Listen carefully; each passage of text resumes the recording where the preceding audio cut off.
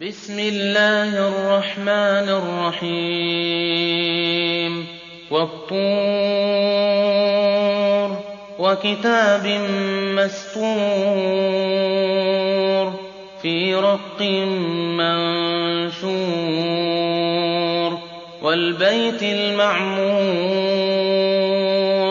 والسقف المرفوع والبحر المسجور إن عذاب ربك لواقع ما له من دافع يوم تمور السماء مورا وتسير الجبال سيرا فويل يومئذ للمكذبين الذين هم في خوض يلعبون يوم يدعون إلى نار جهنم دعا هذه النار التي كنتم بها تكذبون أفسحر هذا أم أنتم لا تبصرون اصلوها فاصبروا أو لا تصبروا سواء عليكم إنما تجزون ما كنتم تعملون إن المتقين في جنات ونعيم فاكهين بما آتاهم ربهم ووقاهم ربهم عذاب الجحيم كلوا واشربوا هنيئا بما كنتم تعملون متكئين على سرر مصفوفة وزوجناهم بحور عين والذين آمنوا واتبعتهم ذريتهم بإيمان ألحقنا بهم ذريتهم وما ألتناهم من عملهم من شيء كل امرئ بما كسب رهين وأمددناهم بفاكهة ولحم مما يشتهون يتنازعون فيها كأسا لا لغو فيها ولا تأثيم ويطوف عليهم غلمان لهم كأنهم لؤلؤ مكنون وأقبل بعضهم على بعض يتساءلون قالوا إنا كنا قبل في أهلنا مشفقين فمن الله علينا ووقانا عذاب السموم إنا كنا من قبل ندعوه إنه هو البر الرحيم فذكر فما أنت بنعمة ربك بكاهن ولا مجنون أم يقولون شاعر نتربص به ريب المنون قل تربصوا فإني معكم من المتربصين أم تأمرهم أحلامهم بهذا أم هم قوم طاغون أم يقولون تقوله بل لا يؤمنون فليأتوا بحديث مثله إن كانوا صادقين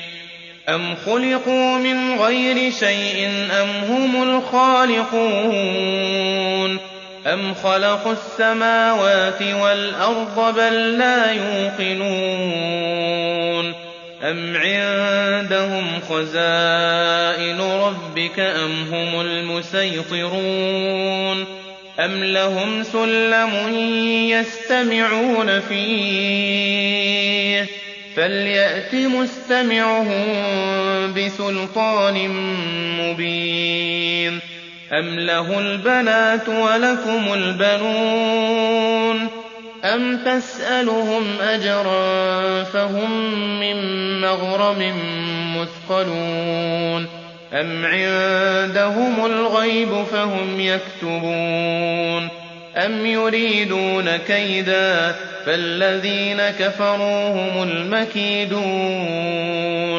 أم لهم إله غير الله سبحان الله عما يشركون وإن يروا كسفا من السماء ساقطا يقولوا سحاب مركوم فذرهم حتى يلاقوا يومهم الذي فيه يصعقون يوم لا يغني عنهم كيدهم شيئا ولا هم ينصرون وإن للذين ظلموا عذابا دون ذلك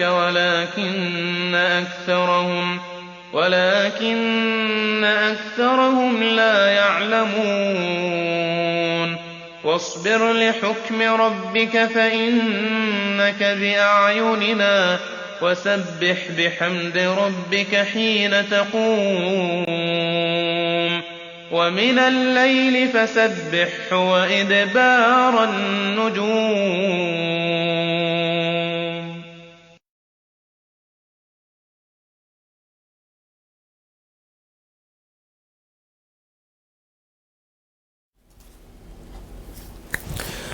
الحمد لله والصلاة والسلام على رسول الله وعلى آله وصحبه ومن والاه رب اشرح لي صدري ويسر لي أمري واحلل عقدة من لساني يفقه قولي اللهم لا سهل إلا ما جعلته سهلا وأنت تجعل الحزن إن شئت سهلا.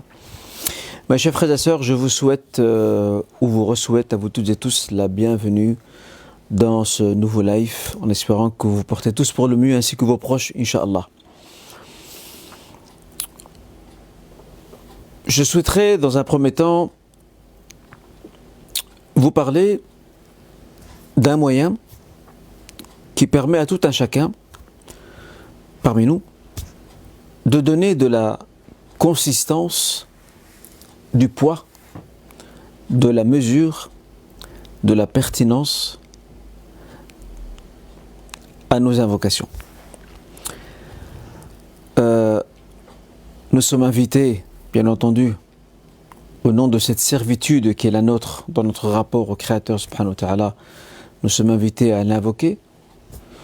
Le Seigneur dit وَقَالَ رَبُّكُمْ اُدْعُونِي أَسْتَجِبْ لَكُمْ et votre Seigneur a dit Ud'ouni, invoquez-moi, astajib lakum, je vous répondrai.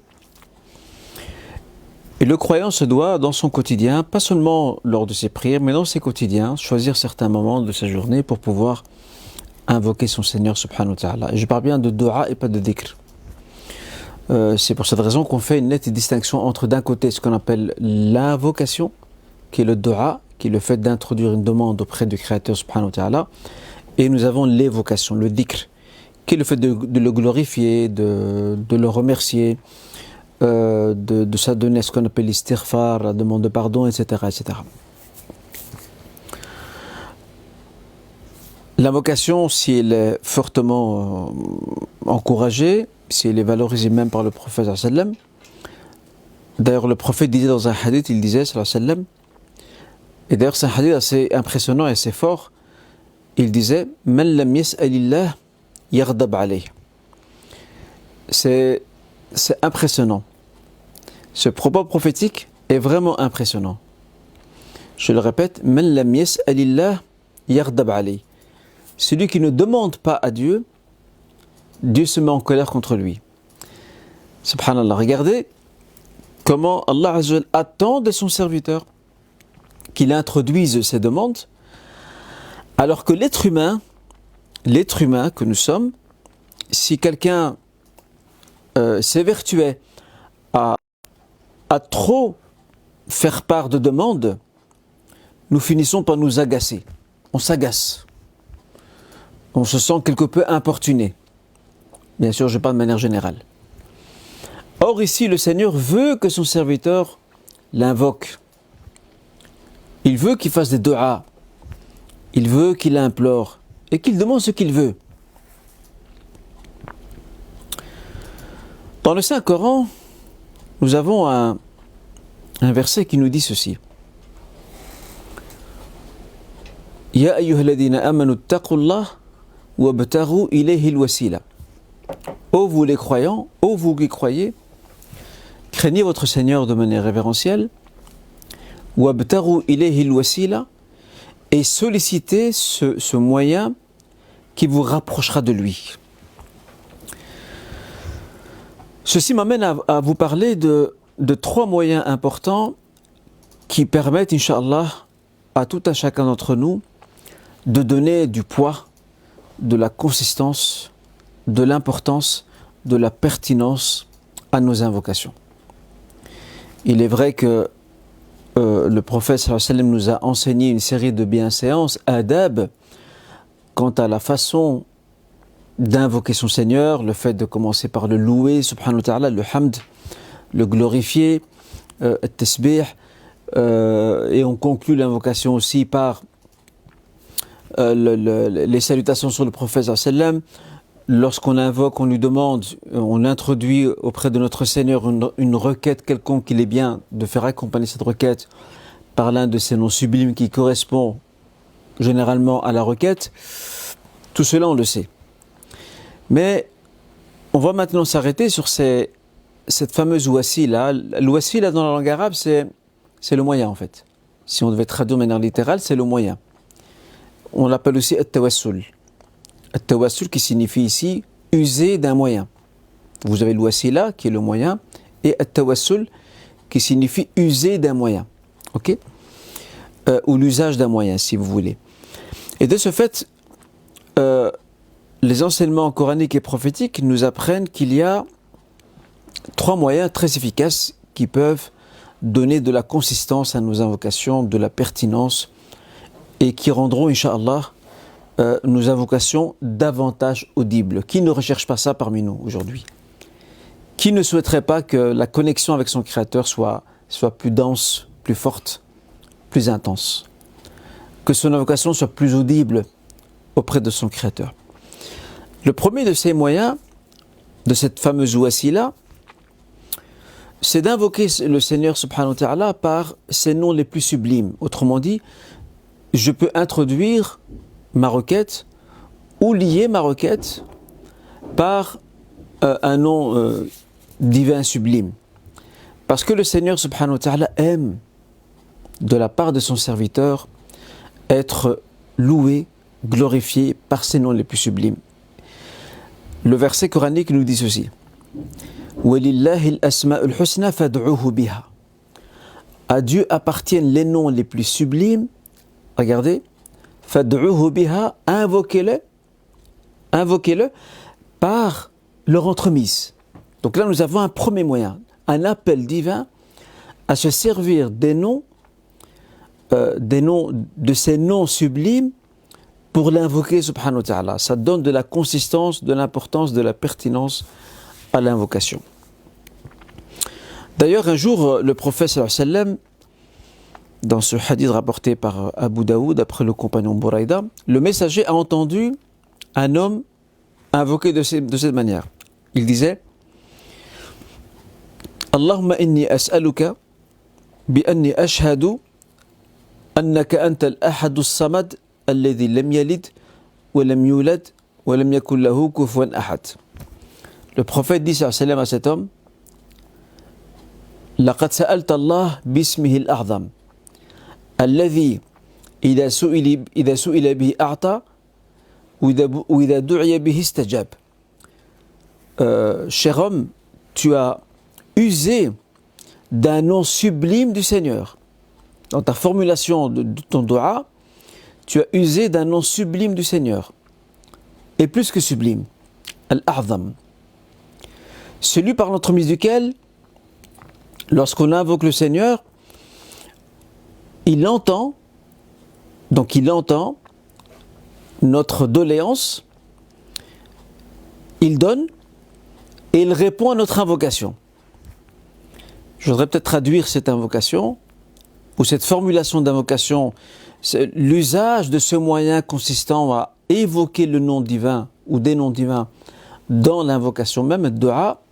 Allahumma inni as'aluka, ô mon Seigneur, je te demande, bi anni ashhadu, tout en témoignant, annaka antal ahadu, as-samadu, tu es l'unique, as-samad, celui qui se suffit à lui-même, alladhi lam yalid wa lam yulad, qui n'engendre pas et n'est pas engendré, wa lam yakul lahu kufuwan ahad, et qui n'a aucun équivalent, qui n'a aucun égal. Ensuite, il introduit son invocation. Hadith que dit le prophète sallam. Il a appelé cette formule-là Ismullah al-A'zam, le nom divin le plus sublime. Bien sûr, il y a eu débat entre les savants pour savoir quel est le nom divin le plus sublime qui donne du poids au dua et à l'invocation. Il y a différentes opinions, mais en réalité, toutes ces opinions ne se contredisent pas. Et c'est même une richesse parce qu'elle permet aux croyants d'alterner, une fois d'user de tel nom, une fois d'un autre, et ainsi de suite. Parmi les noms qui ont été retenus comme étant les noms les plus sublimes, al-A'zam, les plus glorieux, il y a Ya Hayyu Ya Qayyum. Ya Hayyu Ya Qayyum. Ya Hayy, ô toi le vivant, Ya Qayyum, ô toi qui assure donc la subsistance et la gestion de tout ton univers, de toutes tes créatures. Ya Hayyu Ya Qayyum. Le nom Allah, tout court. Le nom Allah, Ya Allah. Le nom Allah, Ya Allah, fait aussi partie des noms sublimes ou des noms les plus sublimes et les plus glorifiés. Ismullah al-A'zam. La ilaha illallah aussi. Il n'y a de divinité digne d'être adorée qu'Allah Azza wa Jal. Vous voyez, on a différentes formules ici qui toutes quelque part se rejoignent. On ne peut pas accorder une prévalence à une autre, à l'une d'entre elles par rapport à une autre. Donc il est bien pour nous, lorsque nous voulons donner de la pertinence à notre invocation, d'introduire notre invocation par l'un de ces noms sublimes, l'un de ces noms glorifiés, en disant Ya Hayyu Ya Qayyum, ou en disant Ya Allah, ou en disant encore, comme dans le cas de l'invocation de cet homme, dont a écouté le prophète sa doléance, Allahumma inni ashhadu annaka anta al-ahad as-samad alladhi lam yalid wa lam yulad wa lam yakul lahu kufuwan ahad. Nous pouvons jongler, alterner. Tantôt on fait avec celui-ci, tantôt avec celui-là. Ça, c'est ce qu'on appelle donc tawassul, le fait d'user de ce moyen consistant à utiliser ou à convoquer ou à l'invoquer, subhanahu wa ta'ala, par l'un de ses noms sublimes. Et surtout, lorsqu'on entend que le prophète parle de Ismullah al-A'zam, le nom le plus glorieux du Seigneur, c'est là qu'on doit prêter attention. Et ces différentes formules s'inscrivent toutes dans ce schéma-là. Donc on peut utiliser tantôt celui-ci, tantôt celui-là, et ainsi de suite. La deuxième façon, ou le deuxième moyen, cette deuxième fameuse wasila, se servir aussi, mettre dans la balance de notre invocation une œuvre que nous espérons l'avoir accomplie de manière digne, de manière sincère, en ne cherchant qu'à plaire à Dieu. Certes, toute œuvre que nous produisons ne sera jamais parfaite à 100%, mais nous espérons que cette œuvre-là a été accomplie de la meilleure des façons possibles. Et dans ce cas aussi, nous ferons appel à cette œuvre, nous l'invoquerons dans notre invocation pour donner du poids, de la consistance et de la lourdeur et de la pertinence au dua que nous sommes en train de formuler. De nouveau dans le Saint-Coran, le Seigneur nous apprend cette façon d'agir. Il nous parle de ces croyants qui disaient Rabbana, amanna bima anzalta. Écoutez bien. Rabbana amanta bima anzalta wattaba'na ar-rasoul faktubna ma'a ash-shahidin. Ô Seigneur, nous avons cru en ce que tu as fait descendre et nous avons suivi le messager. Inscris-nous parmi les témoins de ton unicité, les témoins de ta grandeur, les témoins de tes bienfaits, de tes grâces, etc. Donc là, on voit aussi que le Seigneur Azza wa Jal nous fait part de cette attitude des croyants consistant à introduire dans leur invocation des actes. La foi, ici, en tout cas dans ce cas précis, la foi Rabbana amanna bima anzalt, nous avons cru en ce que tu as fait descendre, ça c'est un acte, c'est une action. Wattaba'na ar-rasoul, et nous avons suivi le messager, c'est aussi une action, une œuvre. Donc nous mettons cela dans la balance de notre invocation, dans sa formulation, dans son schéma, pour pouvoir invoquer le Seigneur subhanahu wa ta'ala. Et je vais vous donner un autre exemple que vous avez certainement dû lire un jour dans un ouvrage de hadith ou d'autres, ou de récits.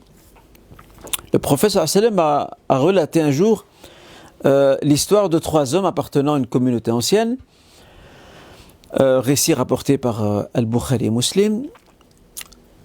Ces 3 hommes, en fait, s'étaient réfugiés dans une grotte.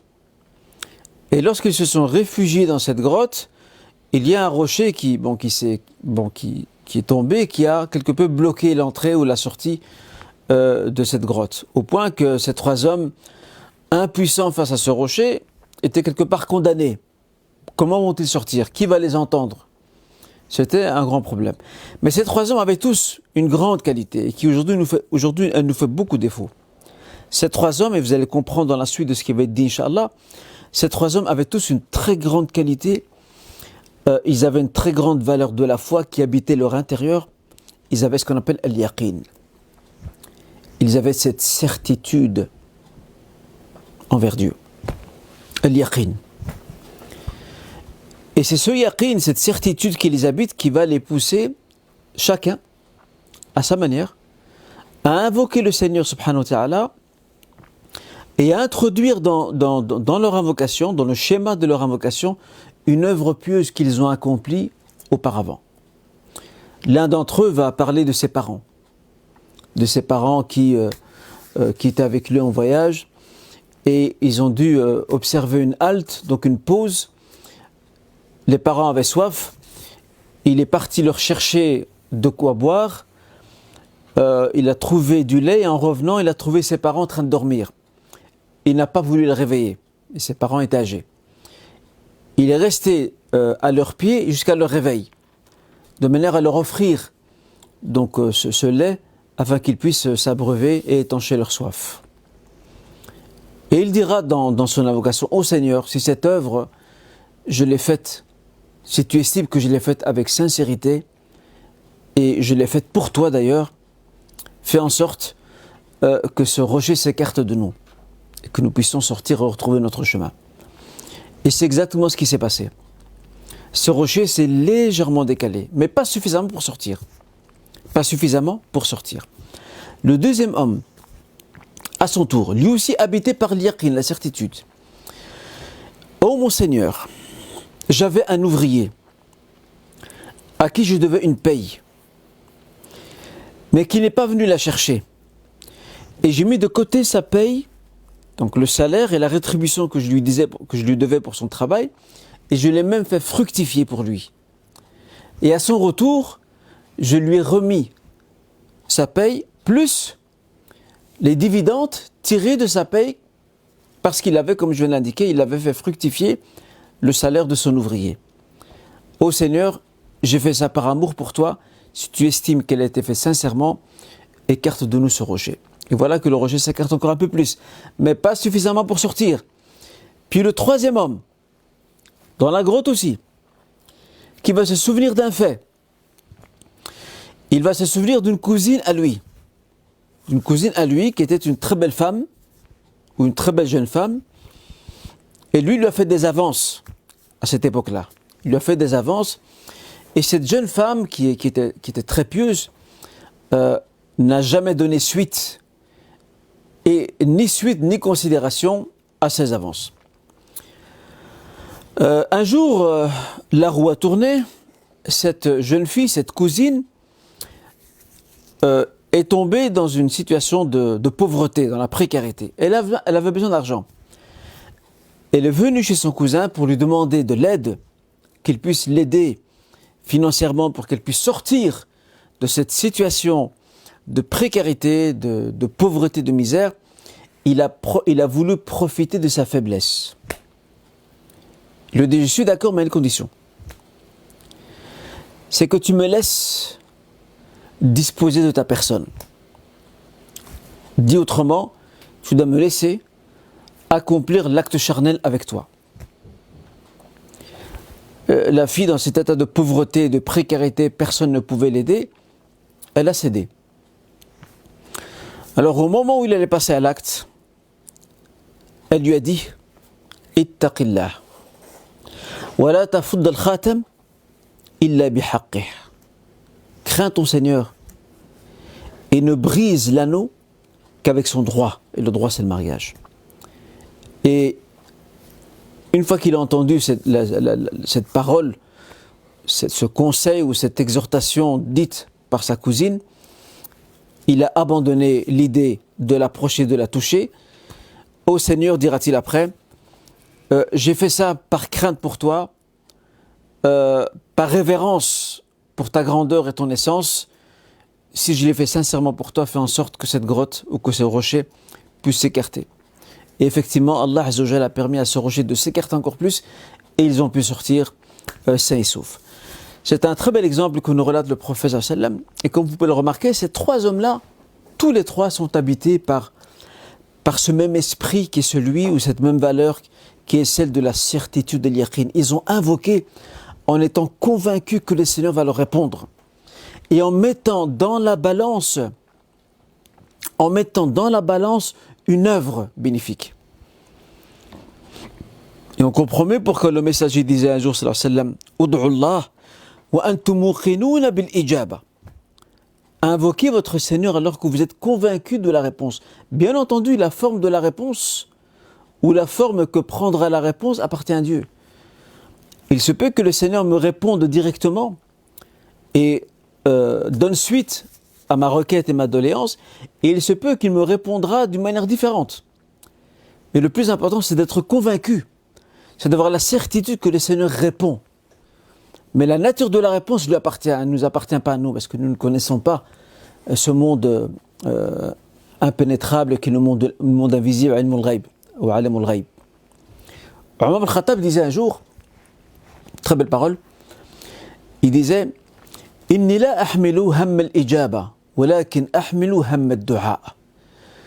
Ce qui m'anime et me préoccupe, disait Omar, ce n'est pas la réponse à une invocation. Ce qui m'anime et me préoccupe, c'est l'invocation elle-même. Pour Omar al-Khattab, le plus important, c'est d'invoquer le Seigneur. C'est de se vouer à lui par cette ibada, cette adoration. Et la réponse appartient au Seigneur, il la donne comme il veut, quand il veut, et de la façon dont il veut. Exalté soit-il, subhanahu wa ta'ala. Nous passons maintenant à ce troisième moyen qui permet aussi de donner de la consistance, de l'importance, du poids à notre invocation.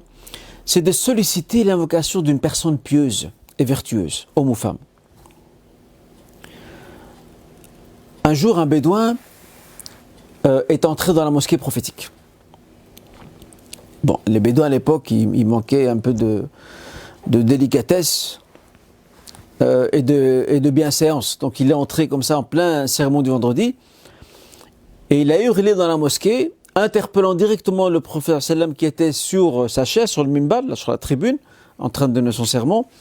Il lui a dit « Ô messager de Dieu, nos troupeaux ont péri, nos terres se sont asséchées, nous n'avons plus d'eau. Invoque le Seigneur qu'il puisse nous combler d'eau, parce que nous sommes au bord de l'effondrement. » Et là, le prophète a levé ses mains et a invoqué en faveur de ce bédouin et des siens et de sa région. Le prophète n'a pas terminé son invocation jusqu'à ce qu'une pluie torrentielle s'est abattue sur la région où habitait ce bédouin, sur la localité où il se trouvait, au point que cette pluie torrentielle a duré une semaine. Et la semaine suivante, ce même bédouin revient chez le prophète, il dit « Ya Rasulallah, ô messager de Dieu, invoque ton Seigneur qu'il arrête la pluie maintenant. Parce que là même nos bêtes sont en train de périr. On n'avait pas d'eau hier, là on en a trop. Nos terres débordent d'eau. Et nos troupeaux risquent de s'engloutir dans l'eau et même de se noyer dans celle-ci. » Et là de nouveau le prophète qui lève ses mains, qui invoque pour que cesse cette pluie torrentielle. Donc là, on voit que cet homme bédouin se dirige vers le prophète sallam parce qu'il connaît la place du prophète sallam, sa valeur auprès de Dieu.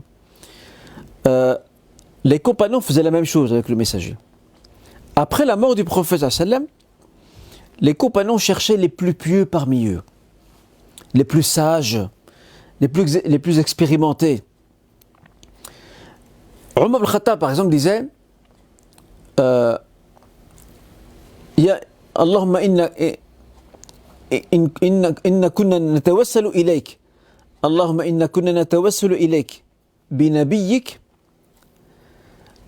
fatasqiyana fanatawassalu ilayka bi'ammi nabiyyik fasqina fayusqawn.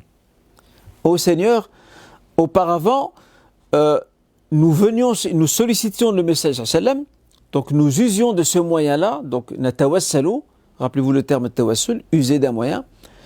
Donc nous usions de ce moyen-là, autrement dit de l'invocation prophétique, pour qu'il puisse nous accorder de la pluie. Maintenant, nous sollicitons l'oncle de ton prophète qui était Al-Abbas. Al-Abbas qui était l'oncle du prophète sallam, qui était un homme sage, un homme pieux et vertueux. Donc demander à une personne connue pour sa piété, sa vertu, lui demander d'invoquer pour nous, fait partie aussi de ces moyens que l'on met en œuvre pour pouvoir donner du poids à notre invocation. En réalité, il n'y a pas qu'eux qu'on peut solliciter. Il n'y a pas que les personnes pieuses et vertueuses, hommes ou femmes, que l'on peut solliciter. Nous pouvons aussi, quelque part, solliciter un malade. Une personne malade, nous pouvons lui demander qu'elle invoque pour nous. Nous pouvons également demander cela à une personne en voyage. Aussi à nos propres parents, qu'ils invoquent pour nous. Le prophète disait sallallahu il disait thalathun la yurad, da'watul musafir, wa da'watul marid, wa da'watul walid. 3 invocations ne sont pas refusées.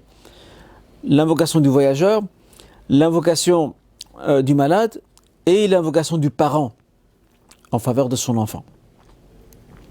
Là, vous avez, Inch'Allah Ta'ala, ces différents moyens, ces fameuses wasila dont on parlait, sont pluriels ces wasa'il, qui nous permettent, Inch'Allah Azzawajal, de donner du poids, de la consistance à nos invocations. Et ça rend l'invocation plus propice à ce qu'elle soit exaucée. Je rappelle une fois de plus que la manière dont répond le Seigneur ne dépend que de lui. Mais Allah Azzawajal aime de voir son serviteur se rapprocher de lui par ces moyens-là, qu'on appelle, je rappelle, al-wasila. Là maintenant, c'est une leçon importante que nous avons appris aujourd'hui et nous allons essayer, dans les jours à venir, de cultiver cela dans nos invocations, Inch'Allah. Ça, c'était pour le rappel que je tenais à partager avec vous en cet instant. Maintenant, ma question du jour. Ma question du jour est la suivante. Lorsque nous lisons la biographie prophétique, nous observerons que le prophète sallallahu alayhi wa sallam était très soucieux de donner à bien des égards la même éducation aux hommes et aux femmes. Le savoir, par exemple, l'ilm. Le savoir, par exemple, le messager sallallahu alayhi wa sallam ne l'a jamais réservé aux hommes. D'ailleurs, dans la mosquée prophétique, les femmes étaient aussi présentes pour écouter le discours prophétique et les rappels prophétiques. Plus, une femme est venue un jour chez le messager sallallahu alayhi wa sallam. Et le hadith est dans le Bukhari Muslim d'après le compagnon Al-Mughira ibn Shu'ba. Cette femme a dit au messager sallallahu alayhi wa sallam, les hommes ont monopolisé ton discours. Parce que bon, il faut le reconnaître, si les femmes participent dans la mosquée au rappel prophétique, force est de constater que les hommes sont là. Mais cette fois-ci, cette femme, compagnon, elle a une requête particulière. Elle dit au messager sallallahu alayhi wa sallam, فاجعل لنا وقتا تأتينا فيه ذهب الرجال بحديثك, les hommes ont monopolisé ton discours, consacre-nous un moment où tu viendras nous enseigner et nous exhorter juste à nous les femmes. Et elle s'est arrangée, cette femme s'est arrangée avec le prophète sallam afin qu'il vienne un moment où les femmes devaient se réunir, qu'il vienne un moment pour leur enseigner à elles seules. Et ça, subhanallah, c'est une habitude prophétique qu'on a perdue aujourd'hui. Avec... je l'ai vu, subhanallah, cette belle habitude, je l'ai vue une année quand j'étais en voyage du côté de la Tanzanie et Zanzibar. Je l'ai vu au Zanzibar, sur l'île du Zanzibar. Et j'ai fait la connaissance là-bas d'un imam, dans un village près duquel j'habitais. Et cet imam zanzibarien qui a étudié au Soudan, il a étudié l'arabe et les sciences islamiques au Soudan, il m'a fait visiter l'école qu'il dirige. C'est une école dans laquelle des enfants étudient, des adolescents et des adultes aussi. Et ce qui était formidable, c'est qu'il m'a montré une grande cour, mashallah, dans l'enceinte de cette école. Il m'a dit, tu vois cette cour? Il m'a dit, une fois par semaine, je rassemble les femmes du village, et elles seules, et je leur donne un cours à elles. Et ça, c'est des choses qu'on a perdues aujourd'hui. Le Cheikh Al-Albani, rahimahullah, lorsqu'il vivait en Syrie, il avait revivifié cette attitude prophétique. Il avait consacré dans la mosquée Omeyyade un cours qui était initialement réservé aux femmes. Bon, des hommes pouvaient assister, mais il s'adressait essentiellement aux femmes. Et il leur avait enseigné, si j'ai bon souvenir, le livre de l'imam al-Bukhari qui s'appelle Al-Adab al-Mufrad, qui d'ailleurs existe en langue française aujourd'hui. Donc là, le prophète sallam était soucieux, pour revenir à ce qu'on disait, il était soucieux de donner la même éducation. Et ça pose aussi la question de la façon dont on éduque aujourd'hui dans nos familles les garçons et les filles. Malheureusement, on voit qu'il y a beaucoup de disparités. Certainement que l'on tient compte de certaines spécificités propres aux garçons, propres à la fille, c'est tout à fait normal. Mais il y a quand même des lieux communs. Et ce sont ces lieux communs autour desquels doit s'articuler notre éducation. Notre éducation dans nos familles, mais aussi dans la Ummah, dans la communauté. Et dans nos espaces communautaires tels que la mosquée, l'école, et ainsi de suite. Pourquoi je vous dis ça? Parce que cette éducation prophétique, elle a permis de forger des personnalités féminines, des caractères, des tempéraments. Je prends un exemple, celui de Aïcha radiyallahu anha, l'épouse du prophète sallallahu alayhi wa sallam. Il est rapporté dans le Bukhari que Aïcha radiyallahu anha, lorsqu'elle entendait quelque chose qu'elle ne comprenait pas, elle ne cessait d'aller voir le prophète sallam jusqu'à ce qu'il comprenne. Le prophète a appris aux femmes, tout comme il a appris aussi aux hommes, il leur a appris la passion du savoir et de la connaissance, et il leur a aussi appris le sens de l'analyse et de la critique. Bien sûr, quand on parle de critique ici, on va bien s'entendre, il s'agit de critique constructive et pas d'insolence. Il y a une différence entre l'insolence et la critique constructive. Et Aïcha n'hésitait pas à revenir vers le prophète sallam, à l'interroger sur ce qu'il avait dit auparavant, à demander plus de clarification et plus d'éclaircissement. L'anecdote que je voudrais vous citer par rapport à ça, le tempérament des femmes mécoises et médinoises à l'époque prophétique n'était pas le même. Parce que l'éducation n'était pas la même dans la cité mécoise et médinoise. On dit à l'époque que les femmes mécoises, bien sûr de façon générale, étaient beaucoup plus dociles que les femmes médinoises. Aïcha par exemple il disait, et plus en retrait aussi, Aïcha disait que Dieu accorde la clémence aux femmes des Ansar, les femmes médinoises, la pudeur ne les empêchait pas de poser des questions. Donc les femmes Ansar n'avaient pas peur de venir chez le prophète sallam, de poser des questions, mais des fois même intimes, au prophète sallam. Les femmes écoises, elles, sur ce plan-là, étaient beaucoup plus réservées. Attention, je ne dis pas aujourd'hui que si une sœur a un professeur homme, je ne dis pas qu'elle ne doit, comment dirais-je, elle doit pour autant agir un peu comme les médinoises, bien qu'il n'y a pas de mal. Le savoir en tant que tel doit être acquis. Et on peut bien sûr comprendre qu'une sœur soit plus à l'aise, qui est normal, avec une autre sœur pour lui poser des questions, ou même écrire un mail de manière anonyme. Ça, c'est tout à fait normal. Mais là où je veux en venir, ce n'est pas vraiment sur les cas de figure, c'est sur l'attitude que ces femmes avaient. Et Omar al-Khattab va en faire les frais. Omar ibn Khattab, lorsqu'il sera à Médine, il va épouser une femme médinoise. Et il va être étonné de voir que cette femme médinoise n'hésitait pas à le reprendre dans certaines de ses opinions, dans certains de ses avis. Chose qu'il n'a pas l'habitude. Parce que la femme écoise qu'il a eue, c'était une femme qui dit Amen à tout. C'était son éducation, c'était comme ça. Mais les femmes médinoises, elles sont un peu plus autonomes, je dirais même indépendantes quelque part. Ce sont des femmes entreprenantes. Elles sont très actives, ce qui ne signifie pas, et là de nouveau j'attire votre attention, ce qui ne signifie pas que les femmes mécoises, qu'il n'y avait pas parmi elles des femmes entreprenantes. Khadija était une femme entreprenante, et c'est une femme qui a réussi à s'imposer dans le milieu des hommes, avec bien sûr respect, pudeur et éthique, ça on s'entend bien. Mais là où je veux en venir, c'est que le prophète sallallahu alayhi wa sallam a tenu compte aussi de ça. Et c'était une aubaine pour lui d'avoir des femmes médinoises qui ont ce tempérament et cette éducation, parce que ça lui facilite son travail, qui est de forger des personnalités. Et c'est pour ça que l'imam al-Dhahabi, pour revenir à Aïcha, il disait, pour l'imam al-Dhahabi, ce grand savant du XIVe siècle de l'ère chrétienne, il disait, c'est un contemporain de l'imam Ibn al-Qayyim, il disait, pour moi, ça c'est l'imam al-Dhahabi qui parle, il dit, pour moi, la femme la plus savante de la Ummah, c'est Aïcha.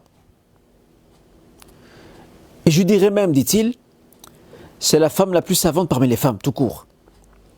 Et même les hommes aussi, après la mort du prophète sallam, nombre d'hommes compagnons venaient interroger Aïcha, venaient solliciter son savoir. Ils n'avaient aucune gêne par rapport à ça. Et dans l'histoire de l'islam, ça s'est perpétué. De nombreuses femmes ont joué un grand rôle dans la dispense du savoir, dans la prise de grandes décisions. On pense, je prends un exemple pour ce qui est des grandes décisions, lorsqu'on voit un calife, un monarque aussi puissant que Haroun al-Rachid, dont on a fait articuler autour de lui ces célèbres récits des Mille et une nuits, bon, qui sont un peu fantasmés. Le calife abbasside Haroun al-Rachid avait une épouse exceptionnelle qui s'appelait Zubayda. Et cette femme exerçait beaucoup d'influence sur lui, positive bien sûr, parce que c'était une femme qui avait du caractère, qui avait de la personnalité, qui était instruite, qui était éduquée. Et c'est ça qu'on a besoin aujourd'hui. Ce sont ces modèles-là, et là je voudrais dire tout simplement que je ne suis pas en train de tenir un propos paternaliste envers nos sœurs. On n'a pas infantilisé nos sœurs, mais c'est juste une façon aussi de les encourager, dans la quête du savoir, dans la construction de leur personnalité, dans l'affirmation de leur personnalité, tout en ayant, alhamdoulilah, ces valeurs, ces principes pour lesquels il faut être fier. D'accord ? Je termine, Inch'Allah, la question du jour par une nouvelle assez intéressante qui est tombée il y a quelques jours. Il y a un chercheur, un homme de science d'origine indienne, qui vit au Royaume-Uni, qui s'appelle Mohammed Akram Nadwi. Il a récemment, donc je pense qu'il y a peut-être quelques jours, il y a une maison d'édition qui se trouve à Jeddah, qui a publié une œuvre encyclopédique sur laquelle il a travaillé pendant 15 ans. Cet ouvrage s'intitule en arabe Al-Wafa bi Asma' an-Nisa. La traduction est la suivante: la fidélité dans l'évocation des noms des femmes. Cet ouvrage, de quoi traite-t-il? Cet ouvrage est un ouvrage biographique de femmes musulmanes savantes, dont beaucoup d'entre elles étaient surtout versées dans le hadith. Il y a près de 10 000 biographies de femmes musulmanes savantes à travers l'histoire de l'islam. Dans un article que j'ai lu il y a quelques années, c'était une interview que l'auteur a accordée. À l'époque, il travaillait encore sur son ouvrage. Il racontait une anecdote assez parlante. Il disait: lorsque j'ai commencé ce projet, je pensais que j'allais peut-être trouver dans ces lectures de livres biographiques en arabe, je pensais trouver peut-être une centaine de femmes savantes. Il dit, et à force d'avancer, je m'étonne de voir qu'elles sont très nombreuses. Le problème, c'est qu'elles ne sont pas mises en avant. Elles ne sont pas mises en avant. Et Inch'Allah, je demanderai à Omar de me le rappeler pour le prochain live. Je vous montrerai, j'ai oublié de l'apporter avec moi aujourd'hui. J'ai un petit résumé à lui. Il est en anglais. Inch'Allah, le prochain live, je vous le montrerai, Inch'Allah. Franchement, ce genre d'ouvrages, ce sont des ouvrages qui sont motivants, qui sont très motivants, qui sont très exhortants pour nos sœurs, afin qu'elles puissent, Inch'Allah Ta'ala, s'investir et investir le champ de la connaissance. Parce que le champ de la connaissance, quelle que soit cette connaissance, qu'elle soit religieuse ou profane, ce n'est pas le monopole des hommes. Allah Azza wa Jalla a fait du devoir d'instruction un devoir commun aux hommes et aux femmes. C'est la régression de nos sociétés musulmanes qui a fait qu'à un moment donné, on a choisi, et c'était une très grave erreur, on a choisi d'écarter la fille du chemin de l'école et de laisser les garçons eux seuls, et encore pour ceux qui ont étudié, parce que c'est des garçons qui ont été analphabètes, mais en tous les cas, on laissait plus les garçons aller à l'école. Pourquoi ? Parce qu'on se disait que le garçon, c'est lui demain qui va travailler, celui qui va subvenir à ses besoins et aux besoins de la famille. Pardon. Mais des fois, j'ai envie de dire, ce père qui part avec cette option-là ou ce schéma-là, ne s'interroge-t-il pas qui va éduquer les enfants ? Et attention, l'acquisition du savoir, ce n'est pas seulement pour éduquer des enfants, c'est déjà pour soi-même. Et pour se rendre utile pour la collectivité, pour la communauté, pour la société, chacun selon, bien sûr, ses compétences et ses champs d'intervention. Donc je pense qu'il y a un éclairage qui est très important à remettre en évidence par rapport à la question de l'éducation et de l'instruction de nos sœurs. Donc, ce n'est pas étonnant de voir, machallah, que la plupart des cours et des séminaires sont plus suivis par des sœurs que par des frères, et on s'en réjouit pleinement, alhamdoulilah. Voilà, je vais prendre, Inch'Allah, 2 questions avant de passer, Inch'Allah, à la pause. Aujourd'hui, le rappel était un peu plus long que prévu. Alors, la première question, Inch'Allah, c'est quel est l'avis sur le fait d'aller à un mariage d'une proche cousine sans voile, sachant qu'il y aura peut-être une caméra et qu'on pourrait la voir ou se retrouver dans des photos. Déjà, je dirais tout simplement à cette sœur qui pose la question, c'est que chacun connaît ses proches. Si maintenant toutes les garanties sont mises et émises et exigées, parce que c'est vrai que ce qui est normal dans un environnement où il y a une fête de mariage réservée aux femmes, il est normal que les femmes se mettent à l'aise. C'est à ces sœurs-là de ne pas accepter de se faire filmer. Et ça, c'est une condition que la sœur peut dès le début l'imposer à sa cousine. Voilà, j'assiste à ton mariage, mais je ne veux surtout pas que la caméra se tourne vers moi, par exemple. Ça, c'est une façon, je sais que des fois, malheureusement, il y a des sœurs pour qui ça ne dérange pas, mais vu que la sœur pose la question, c'est la meilleure attitude à avoir. C'est de l'exiger, d'exiger certaines garanties par rapport à ça. Est-il autorisé de faire des photos avec la mariée, avec le voile, ou la photographie est-elle interdite ? Déjà, la photographie n'est pas interdite en soi. Ça rejoint la question précédente. Si les garanties sont prises quant au fait que ces photos que cette sœur prendra avec sa cousine, que son mari ne les voit pas, ce qui est normal. Parce que la sœur n'aura peut-être pas son hijab, elle sera maquillée, etc. Un homme étranger n'a pas à voir ça. Il n'a pas à voir ces aspects-là. Voilà, c'est le même principe. C'est une question d'opter pour les garanties. Je prends la dernière question ici. Donc par rapport à l'ambiance qu'il y a dans le mariage, si l'ambiance en tant que telle ne répond pas vraiment à l'éthique musulmane, par exemple, il n'y a pas d'anachid, par exemple, des chants islamiques au sein de ce mariage et qu'il y a malheureusement autre chose, vous savez c'est quoi ?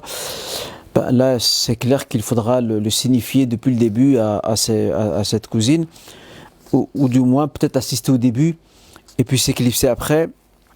Chacun connaît sa famille, connaît un peu les limites de ses susceptibilités, mais ne pas cautionner des choses qui ne sont pas éthiques, ça c'est clair. Voilà, on va s'arrêter ici, Inch'Allah Ta'ala, pour reprendre la suite dans quelques minutes. Barakallahu fikum et à tout à l'heure, Inch'Allah. Salam alaikum.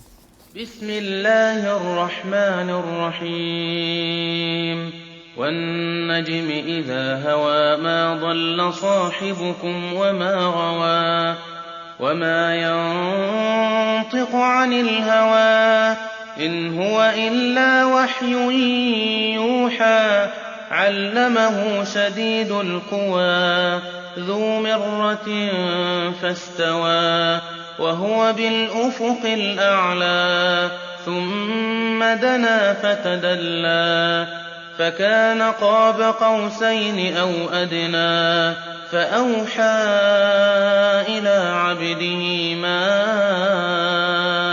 أوحى ما كذب الفؤاد ما رأى أفتمارونه على ما يرى ولقد رآه نزلة أخرى عند سدرة المنتهى عندها جنة المأوى إذ يغشى السدرة ما يغشى ما زاغ البصر وما طغى لقد رأى من آيات ربه الكبرى أفرأيتم اللات والعزى ومناة الثالثة الأخرى ألكم الذكر وله الأنثى تلك إذا قسمة ضيزى إن هي إلا أسماء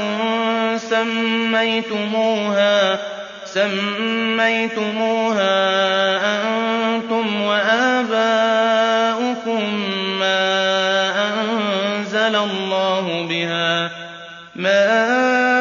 أنزل الله بها من سلطان إن يتبعون إلا الظن وما تهوى الأنفس ولقد جاءهم من ربهم الهدى أم للإنسان ما تمنى فلله الآخرة والأولى وكم من ملك في السماوات لا تغني شفاعتهم شيئا إلا من بعد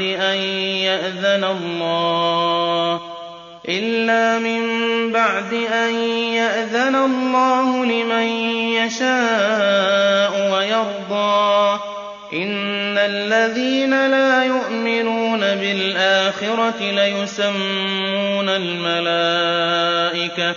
ليسمون الملائكة تسمية الأنثى وما لهم به من علم إن يتبعون إلا الظن وإن الظن لا يغني من الحق شيئا فأعرض عمن تولى عن ذكرنا ولم يرد إلا الحياة الدنيا ذلك مبلغهم من العلم إن ربك هو أعلم بمن ضل عن سبيله وهو أعلم بمن اهتدى ولله ما في السماوات وما في الأرض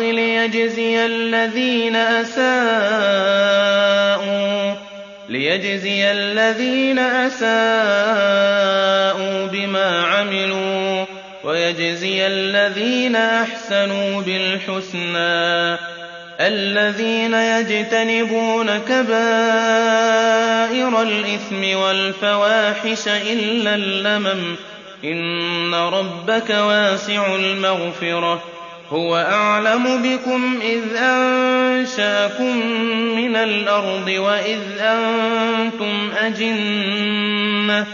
وإذ أنتم أجنة في بطون أمهاتكم فلا تزكوا أنفسكم هو أعلم بمن اتقى أفرأيت الذي تولى وأعطى قليلا وأكدى أعنده علم الغيب الغيب فهو يرى أم لم ينبأ بما في صحف موسى وإبراهيم الذي وفى ألا تزر وازرة وزر أخرى وأن ليس للإنسان إلا ما سعى وأن سعيه سوف يرى ثم يجزاه الجزاء الأوفى وأن إلى ربك المنتهى وأنه هو أضحك وأبكى وأنه هو أمات وأحيا وأنه خلق الزوجين الذكر والأنثى من نطفة إذا تمنى وأن عليه النشأة الأخرى وأنه هو أغنى وأقنى وأنه هو رب الشعرى وأنه أهلك عادا الأولى وثمود فما أبقى وقوم نوح من قبل إنهم كانوا هم أظلم وأطغى والمؤتفكة أهوى فغشاها ما غشى فبأي آلاء ربك تتمارى هذا نذير من النذر الأولى أزفت الآزفة ليس لها من دون الله كاشفة أفمن هذا الحديث تعجبون وتضحكون ولا تبكون وأنتم سامدون فاسجدوا لله واعبدوا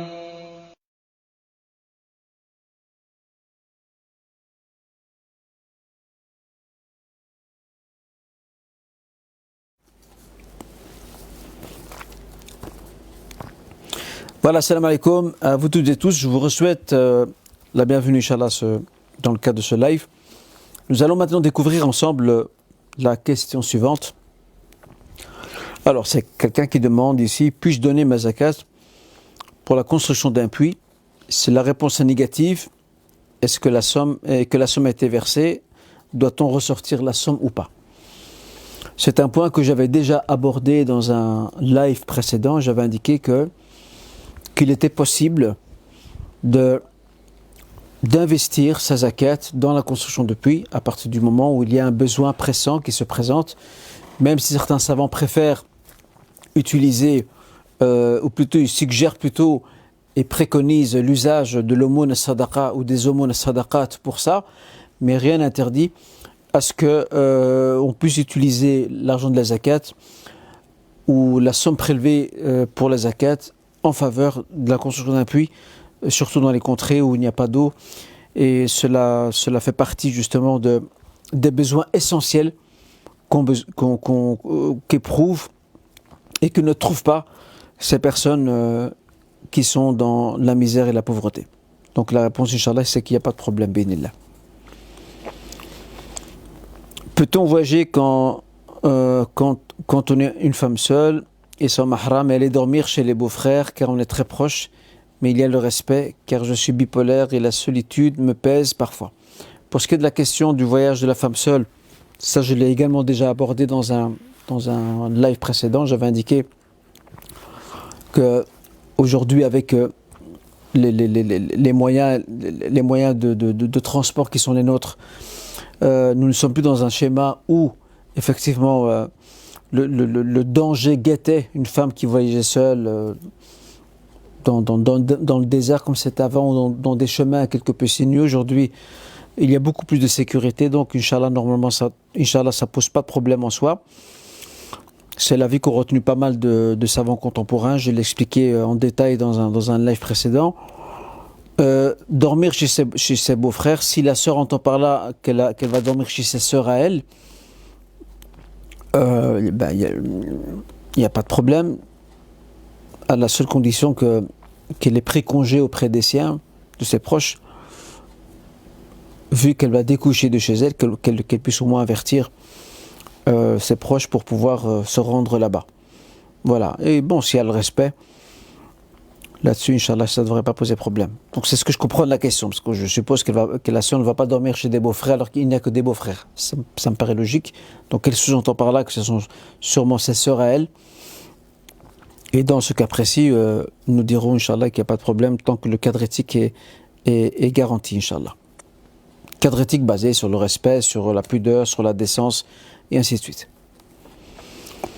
Pourquoi le vendredi doit-on lire la sourate al-Kahf, la grotte, et pas une autre?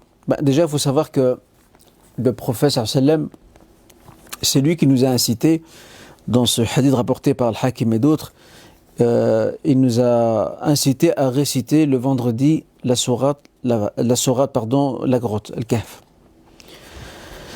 D'abord, je commence par le moment de lecture. Quand commence cette lecture? Cette lecture commence à partir de jeudi soir. À partir de jeudi soir, une fois que jeudi, le coucher du soleil est effectif, nous entrons dans la nuit du vendredi. Comme vous le savez, le calendrier musulman est un calendrier lunaire. Donc on commence par la nuit, c'est la nuit du vendredi. Et le lendemain, comme aujourd'hui par exemple, nous étions dans la journée du vendredi. Là maintenant, nous sommes le soir, nous sommes dans la nuit du samedi. Donc nous avons, à partir de jeudi soir, jusque vendredi, aujourd'hui, avant le Maghrib. Nous avons toute cette période pour pouvoir réciter et lire la sourate la grotte, la sourate al-Kahf. Sourate al-Kahf. Ça, c'est la première chose. La deuxième chose, c'est que le prophète sallam a précisé pourquoi il recommande et incite sa communauté à réciter cette formidable sourate, riche en enseignements, surtout riche en cette valeur ultime qui est celle, ou en ce pilier de la foi, qui est celui de la foi en le destin. Quiconque parcourt cette sourate verra qu'il y a des situations plus que singulières, plus qu'étonnantes, plus que déroutantes, et en fait qui se rattachent tous à l'importance de croire en le destin divin, qu'il y a des sagesses derrière toute œuvre. Le prophète sallam nous apprend que celui qui récite cette sourate, Dieu lui accordera une lumière qui l'accompagnera jusqu'au vendredi suivant. Que signifie cette lumière? Cette lumière, c'est avant tout la lumière de la clairvoyance. L'autre signification de cette lumière, c'est que la lecture de cette sourate est un apaisement. As-sakina, at-tuma'nina. C'est que nous sommes apaisés intérieurement. Cette sourate, la lecture de cette sourate concourt et vise aussi à nous apaiser intérieurement, à veiller à ce que nous soyons davantage inscrits au diapason de la quiétude. Cette sourate aussi a un autre avantage, c'est qu'elle nous protège de cette épreuve terrible qui sera celle de la venue de l'Antéchrist El-Messie Dajjal à la fin des temps. Voilà les raisons pour lesquelles nous lisons cette sourate le vendredi et pas une autre, parce que c'est le prophète sallam qui nous l'a indiqué. Il y a certainement d'autres sagesses qui échappent pour le moment à notre entendement, mais il nous suffit de nous contenter de ces bienfaits soulignés par le messager. Je suis chauffeur de poids lourd et je voudrais savoir si la livraison de nourriture non halal est autorisée. Alors si le frère en tant que chauffeur ne transporte que ça, il est clair que ce n'est pas permis. En revanche, si les marchandises qu'il transporte sont mélangées, il y a des produits qui tombent sous la coupe de la licéité, autrement dit qui sont permis et d'autres non. Dans ce cas, le problème ne se pose pas, Inch'Allah Ta'ala. Et là, les juristes appellent ça al-mal al-makhlout. Ce sont les biens mélangés. Bien entendu, ce n'est pas le meilleur schéma, ce n'est pas ce qu'il y a d'idéal. Le mieux, c'est d'avoir un tant soit peu un travail où la mission qui nous est confiée correspond quelque peu avec notre éthique et nos principes, mais on ne peut pas pour autant l'interdire à partir du moment où ces biens-là sont mélangés. Voilà la réponse à cette question. Peut-on demander à Allah de nous accorder une longue vie en sachant que celle-ci est déjà écrite? En fait, la question que j'ai envie de poser aux frères, à notre frère ou notre sœur, c'est de se demander quel est le but de cette invocation. Pourquoi vais-je demander au Seigneur qu'il m'accorde une longue vie? Cependant, si j'accompagne cette invocation à travers laquelle je sollicite le Seigneur qu'il m'accorde une longue vie et que je précise que cette longue vie soit une longue vie dans la piété, dans la bonté, dans la vertu, oui. Parce que combien de gens ont eu une vie longue, mais qui n'a pas servi à grand chose? Ou alors ont-ils eu une bonne vie au début, mais en vieillissant, ces personnes ont très mal vieilli. Elles n'ont pas accepté la maladie, la difficulté qui accompagne la vieillesse, elles ne l'ont pas accepté. Et ce qu'elle faisait avant, au niveau de sa piété, elle ne le fait plus à l'âge avancé. Donc c'est pour ça que la longue vie peut aussi être une épreuve pour la personne. Donc toute la question est de savoir pourquoi je demande une longue vie. Est-ce par souci de vouloir rester longtemps sur terre, alors qu'on sait qu'un jour ou l'autre on ne sera plus là, ou alors je veux rester plus longtemps pour faire du bien, et pour être moi-même meilleur. Là se situe la différence. Maintenant la sœur dit à la fin de sa question, elle dit, je reprends ces termes, peut-on demander à Allah de nous accorder une longue vie en sachant que celle-ci est déjà écrite? Le fait de savoir que la vie est déjà écrite nous empêche-t-elle d'invoquer le Seigneur, d'avoir une longue vie? Non. Il n'y a aucune contradiction entre les deux. Et d'ailleurs, cette question a déjà été posée par rapport à une parole prophétique rapportée par Muslim, dans laquelle le messager a dit un jour, Man sarrahu an yubsata lahu fi rizqihi wa yunza'a lahu fi atharihi falyasil rahimah. Celui qui souhaite et qui voudrait que ses moyens de subsistance soient élargis, que sa vie soit prolongée, qu'il entretienne ses liens de famille. Donc le prophète parle ici, sallallahu alayhi wa sallam, d'une vie prolongée.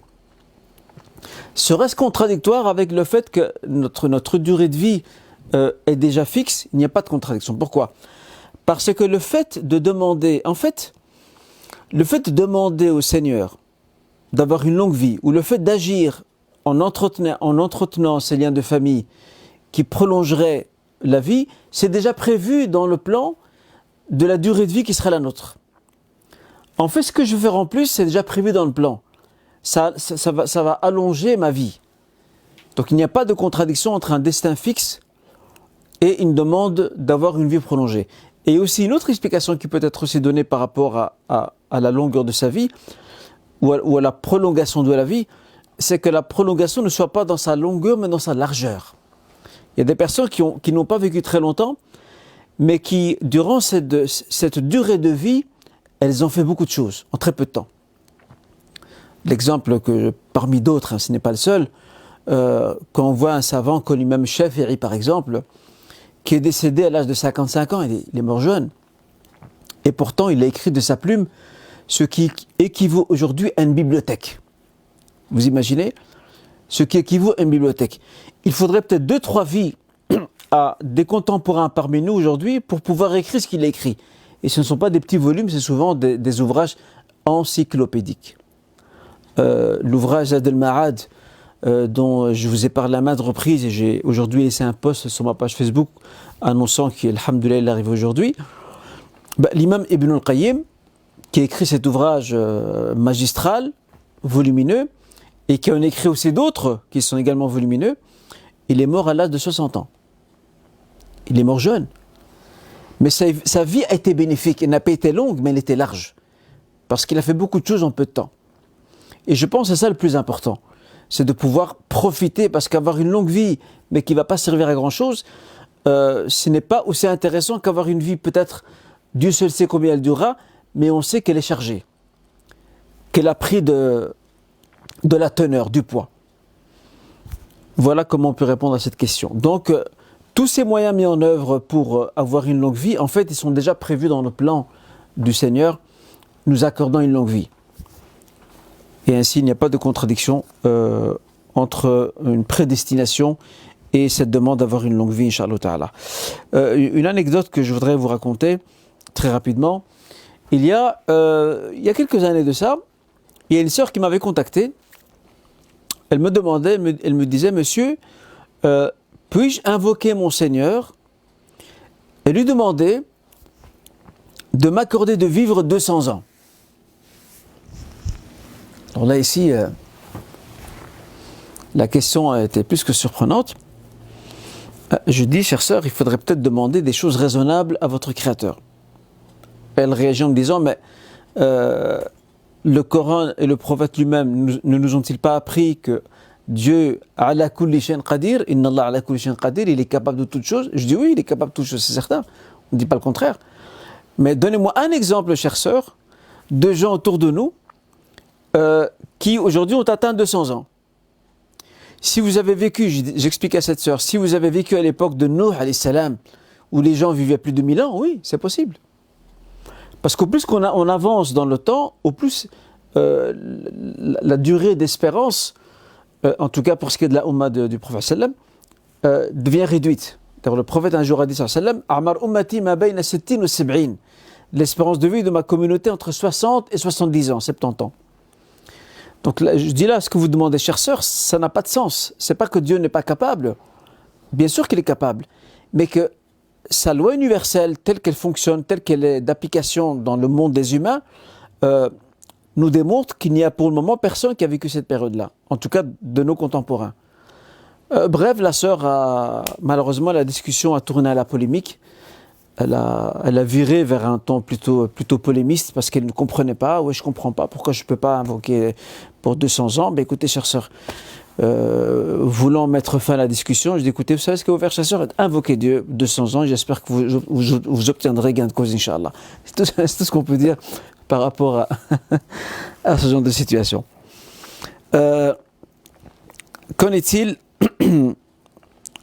au niveau de la jurisprudence de l'école malikite de la possibilité de consommer des produits provenant de la mer morte ou ses baignets? Je dirais tout simplement Allahu A'lam, je ne sais pas. Je ne sais pas, je demanderai à Omar, Inch'Allah, de me le rappeler. J'essaierai de faire une petite recherche là-dessus, mais je n'ai pas connaissance, je ne sais pas. Je ne connais pas la réponse à cette question. Allahu A'lam, Dieu seul est savant. Je travaille depuis 4 ans maintenant et je réalise que je n'ai jamais payé la zakat de ce que j'ai... alors là, de ce que j'ai gagné. Si l'on compte en année solaire, on doit calculer 2,57% du montant imposable. Donc je dois payer 3 années. Est-ce bien exact? Ben, je pense que la première chose déjà, c'est déjà d'exprimer un regret et un repentir. Parce qu'il s'agit ici de négligence. C'est la première chose. Et surtout qu'on a privé les bénéficiaires, les nécessiteux, on les a privés de leurs droits pendant ces années-là. Ensuite, il conviendra, effectivement, il importera de s'acquitter de toutes ces années pour lesquelles la zakat n'a pas été versée. Enfin, il faut privilégier le calendrier lunaire, parce qu'il est plus court. Il est plus court d'environ 11 jours. Donc ce qui fait que la zakat sort plus tôt. Mais s'il a difficulté à calculer toutes ces années selon le calendrier lunaire, le frère ou la sœur peut se baser sur le calendrier solaire. Et là, ça nous donne 2,575. Ce ne sera pas 2,5, le calcul de ce qu'on tire du montant de nos biens, mais c'est 2,575, donc 575. Le frère ou la sœur devra juste revenir sur ces extraits de compte et voir durant les années précédentes si le capital qu'il ou elle possédait répondait aux conditions de la zakat. Parce qu'il peut-être qu'une année, ce qu'elle possédait ou ce qu'il possédait ne répondait pas à ces conditions-là. Donc voilà, il faut juste revenir un peu en arrière sur ces 3 années de ce que je lis de la question et voir si ça répondait à ces conditions-là. Si ça répond à ces conditions, à ce moment-là, la zakat est due et exceptionnellement, par facilité de calcul, il ou elle peut baser son calcul sur 2,5 ou plutôt 2,575, 575% et tirer la part qui revient aux nécessités, Inch'Allah. Quelle est la différence entre l'attente et la patience? Car je ne sais pas si l'attente permet d'avoir également une récompense auprès d'Allah. Et en même temps, si c'est une attente, peut-on dire que c'est parce qu'on a foi en Allah que la situation changera pour un mieux? Bien entendu que l'attente, lorsqu'on attend quelque chose, l'attente fait partie de la patience. Il n'y a aucune opposition entre les deux, on ne peut même pas faire de différence. Parce que l'attente signifie que nous espérons une réponse ou un fruit ou un résultat d'une œuvre que nous avons entreprise. Et cette attente doit être occupée par la patience, parce que nous n'avons pas le choix, parce que les données ne sont pas entre nos mains, d'accord ? Nous n'avons pas emprise sur tout, et ça rejoint ce que je disais tout à l'heure par rapport à notre rappel du début de la soirée, un rappel qui s'est articulé autour de l'invocation ad-du'a. J'avais évoqué le fait que le croyant, ce qui le préoccupe le plus, comme disait Omar ibn Khattab, c'est l'invocation et pas sa réponse. Donc oui, effectivement, nous pouvons être rétribués pour notre patience dans l'attente. Et il n'y a aucune contradiction entre les deux. Et espérer, bien sûr, le meilleur. Parce que la patience a deux niveaux.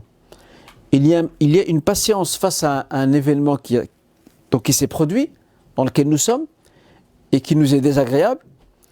Et il y a une patience face à un événement qui ne s'est pas encore produit, et que nous souhaitons le voir venir. Et nous ne savons pas s'il va se produire. Mais nous sommes quand même patients. Parce que nous avons confiance en le résultat final que le Seigneur choisira pour nous, Inch'Allah Ta'ala. Voilà la réponse que l'on peut donner, Inch'Allah, à cette sœur. Une dernière question, Inch'Allah, et avec ça on va clôturer, parce que, Masha'Allah, il y a beaucoup de questions que je reçois, donc je dois à chaque fois sélectionner. Une dernière question, une opération pour strabisme en vue de rectifier l'œil droit, est-ce autorisé ? D'abord, je voudrais préciser pour le grand public et nos sœurs et nos frères qui nous suivent à l'instant, que signifie le strabisme. En fait, le strabisme, si vous voulez, c'est un défaut d'alignement des yeux. Et l'opération consiste à rectifier l'emplacement de l'œil. D'accord ? Cette opération, islamiquement, elle ne pose aucun problème parce qu'il s'agit d'une chirurgie réparatrice. Et en faisant ainsi, on ne change pas la création de Dieu, pas du tout. À distinguer de ce qu'on appelle la chirurgie esthétique. La chirurgie esthétique, elle n'est pas autorisée parce qu'elle s'inscrit dans le changement de la création divine. Mais une chirurgie consistant à réparer une anomalie de naissance ou d'accident, quelqu'un par exemple qui fait un accident et que son visage est défiguré, il peut faire ou en partie brûlé, il peut faire une opération chirurgicale pour réparer. Donc là on est dans la réparation, on n'est pas dans l'esthétique. Quand on dit réparation, ça ne veut pas dire qu'on ne peut pas user des artifices de cette médecine pour améliorer les choses, mais améliorer de manière, on va dire, de manière raisonnable. Il ne s'agit pas de s'embellir, il faut juste ramener la chose à son état initial. Donc dans ce cas-là, il n'y a aucun problème, Inch'Allah, ce genre d'opération est tout à fait permis, Inch'Allah. Voilà, c'est ici que se termine, Inch'Allah, ce live. Je tenais à vous remercier, vous toutes et tous, pour votre suivi, votre attention. Et je vous donne rendez-vous au live prochain, la semaine prochaine. Barakallahu fikoum à vous toutes et tous. Je vous souhaite une agréable soirée, une bonne fin de semaine et un bon week-end. Et à très bientôt. Assalamu alaikum wa rahmatullah. بسم الله الرحمن الرحيم إذا السماء انفطرت وإذا الكواكب انتثرت وإذا البحار فجرت وإذا القبور بعثرت علمت نفس ما قدمت وأخرت يا أيها الإنسان ما غرك بربك الكريم الذي خلقك فسواك فعدلك في أي صورة ما شاء ركبك كلا بل تكذبون بالدين وإن عليكم لحافظين كراما كاتبين يعلمون ما تفعلون إِنَّ الْأَبْرَارَ لَفِي نَعِيمٍ وَإِنَّ الْفُجَّارَ لَفِي جَحِيمٍ يَصْلَوْنَهَا يَوْمَ الدِّينِ وَمَا هُمْ عَنْهَا بِغَائِبِينَ وَمَا أَدْرَاكَ مَا يَوْمُ الدِّينِ ثُمَّ مَا أَدْرَاكَ مَا يَوْمُ الدِّينِ يَوْمَ لَا تَمْلِكُ نَفْسٌ لِّنَفْسٍ شَيْئًا وَالْأَمْرُ يَوْمَئِذٍ لِّلَّهِ